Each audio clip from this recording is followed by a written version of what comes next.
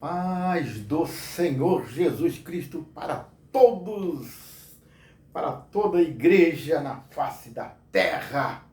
Louvado seja o nome do Senhor. Hoje é dia de noite de oração. Nós vamos orar, mas antes vamos ler uma breve palavra que está em Mateus 23. Mateus 23, capítulo 23, versículo 25. Ai de vós, escribas e fariseus hipócritas, porque limpais o exterior do copo e do prato, mas estes por dentro estão cheios de rapina e intemperança. Fariseu e cego, limpai primeiro o interior do copo, para que também o seu exterior fique limpo.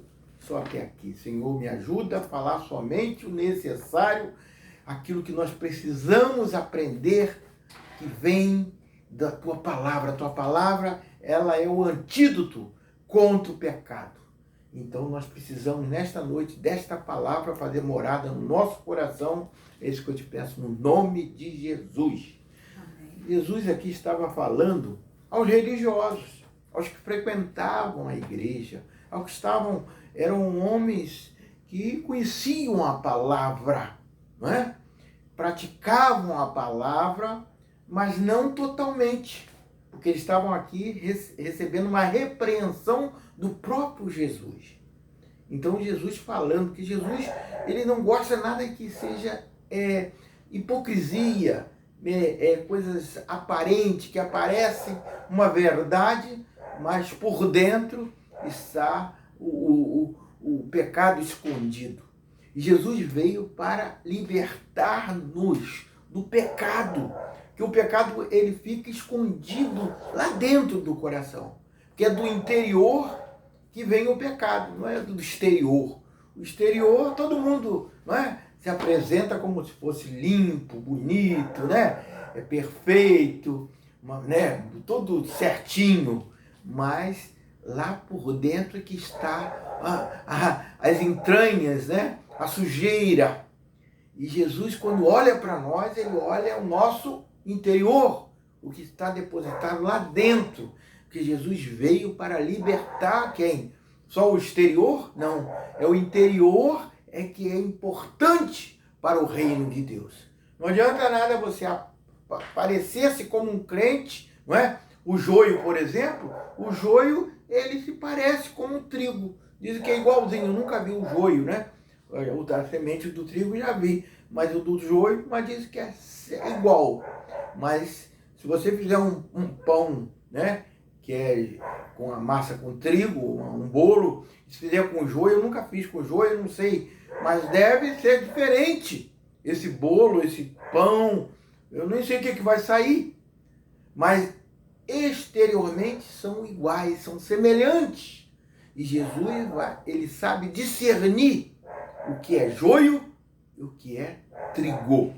Então nós precisamos ser trigo, mas para sermos trigo, nós temos que ser purificados internamente. E Jesus estava falando aqui sobre os fariseus que estavam sendo repreendidos, né? Eles praticavam, davam o dízimo, faziam aparentemente o que um religioso e um cristão faz. Mas tem coisas que estavam morando dentro do coração que precisava ser retirado. Então Jesus, falando aqui no versículo 25, porque limpais o exterior do copo. Então o exterior, o copo ficava limpo. Mas, olha, o exterior do copo e do prato, mas este por dentro estão cheios de rapina e intemperança. Então, quer dizer, intemperança é uma pessoa que não tem um domínio próprio, ela tem um ânimo, daqui a pouco tá assim, tá assado, e não tem uma conduta coerente, sensata, não é?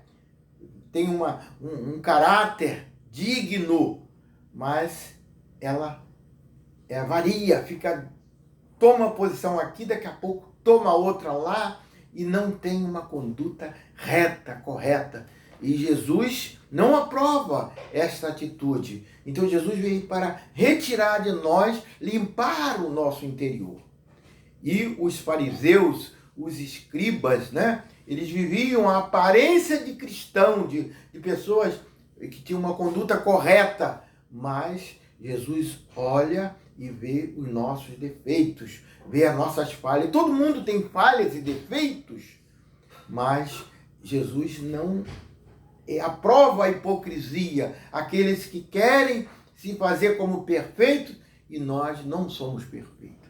Então Jesus gosta de pessoas o que ele abraça o humilde, mas os soberbos ele não aprova. E os fariseus eram soberbos porque eles se faziam como pessoas, né, íntegras, justas, mas eram no interior, como ele fala aqui, cheios de rapina e de intemperança, né?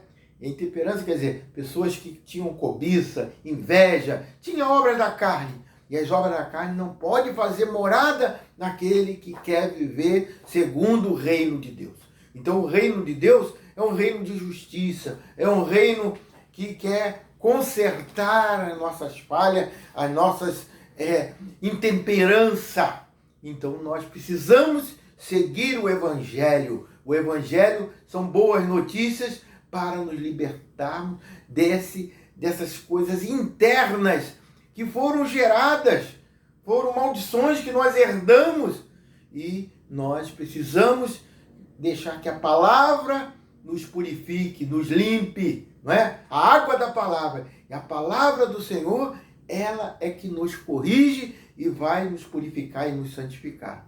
E a igreja que o Senhor quer arrebatar, a igreja que vai ser a igreja escolhida, como nós sabemos que a igreja, as 5, né, igrejas que tem lá em Apocalipse, mas teve uma igreja que ela era frágil, não era rica, ela precisava da intervenção, ela estava sempre buscando a correção do Espírito Santo, a correção da palavra de Deus. Era a igreja de Filadélfia. E a igreja de Filadélfia, por ser uma igreja humilde, não soberba, não cheia de cobiça, não como a igreja de Laodiceia, que é dos finais do tempo.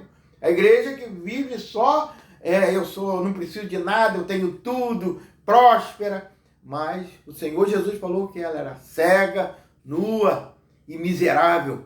Como pode ser miserável que ela se dizia próspera? Porque miserável é aquela igreja que espiritualmente o interior dela está precisando de uma purificação, de uma lavagem.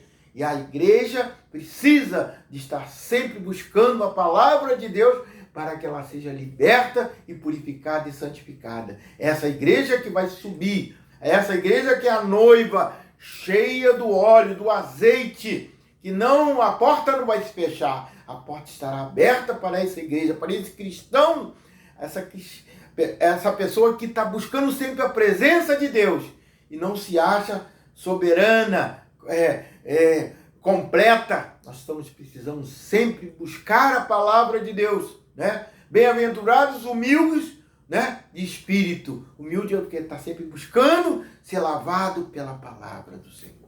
É essa a palavra que o Senhor tem para nós, para todos que querem ser humilde e ser lavado pela palavra do Senhor. E todos dizem amém, glória a Deus, e palmas para quem? A Jesus Cristo. Aleluia, glória, glória a Deus.